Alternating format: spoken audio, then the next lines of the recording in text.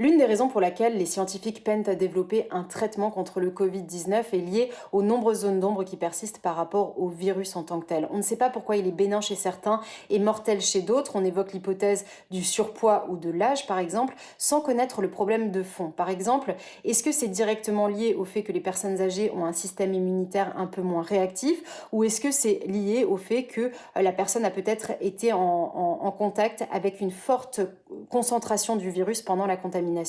Ensuite, on ne sait pas si la maladie est immunisante, et aussi l'éventail clinique de la maladie est beaucoup plus large que ce qu'on pensait. Ça affecte dans certains cas les poumons, mais dans d'autres cas, ça peut aussi affecter le cerveau et les reins. Et il faut des réponses très précises à ces questions pour savoir quel est le traitement sur lequel on doit miser. Et c'est peut-être aujourd'hui pour ça qu'on voit que les scientifiques lancent de façon un peu tout azimut des essais cliniques pour tenter de trouver un traitement en attendant qu'un vaccin soit développé. Vous avez pu entendre en Europe parler de l'essai clinique Discovery qui cherche à montrer l'efficacité des antirétroviraux. Et cet essai clinique prend du temps tout simplement parce que la maladie a aussi une évolution assez lente, et du coup il faut attendre que les patients atteignent un certain stade pour pouvoir vraiment analyser leurs données.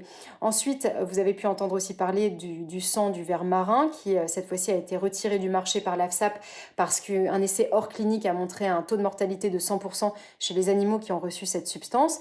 Vous avez pu aussi entendre parler du plasma, où là l'idée est de transférer les anticorps d'une personne contaminée à une personne non contaminée. Et là en fait il s'agit d'une technique qui existe depuis très longtemps, qui a été utilisée contre la diphtérie au 19e siècle, mais c'est une technique de dernier recours en attendant une fois de plus qu'un vaccin soit développé. Alors justement, quand il s'agit du vaccin, là aussi c'est le flou artistique, on entend différentes échéances, septembre, 18 mois, personne ne sait vraiment quand on aura accès au premier vaccin.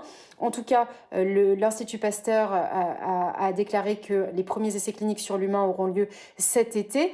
Mais à ce stade, on peut vraiment légitimement se poser la question de savoir, d'une part, est-ce qu'on investit assez aujourd'hui dans la recherche, puisque ce sera vraiment la base du déconfinement, et ensuite, est-ce que la recherche internationale est aujourd'hui assez coordonnée pour être efficace? Autre point important, en tant que particulier, on regarde ces avancées technologiques en se disant que ça prend trop de temps, alors que là encore, la science a clairement réussi à contracter le temps et qu'elle n'a jamais réussi à fonctionner aussi rapidement qu'aujourd'hui.